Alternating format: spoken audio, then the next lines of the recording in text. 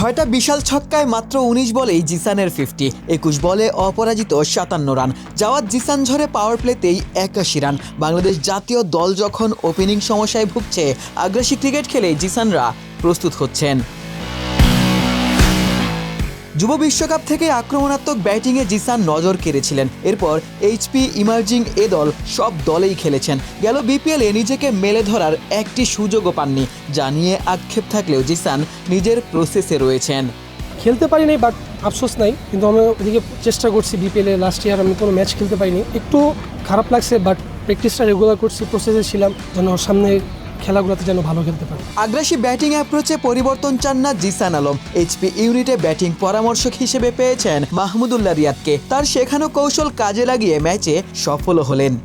রিয়াদ ভাই আমাদের সবসময় হেল্প করতেছেন, কোন ব্যাটসম্যানের কী প্রয়োজন ওটা উনি জাস্টিফাই করে কাজ করতেছেন। রিয়াদ ভাইয়ের সাথে আমার ব্যাটিং নিয়ে একটা কাজ করতেছি ওনার সাথে, তো ওটা ম্যাচের মধ্যে আজকে কিছুটা এক্সিকিউট করতে পারছি। মালয়েশিয়ার বিপক্ষে ৩ ম্যাচের সিরিজ খেলেই জিসানরা যাবেন অস্ট্রেলিয়ায়। সেখানে নিজের ব্যক্তিগত পারফরমেন্স ধরে রাখার পাশাপাশি টপ এন্ড টি-20 টুর্নামেন্টে চ্যাম্পিয়ন হওয়ারও স্বপ্ন দেখছেন ভবিষ্যতে এই তারকা।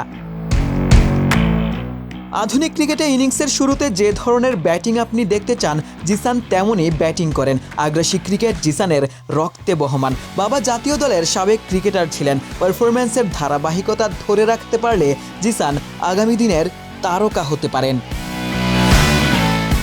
আশিক সারোয়ার, নিউজ 24।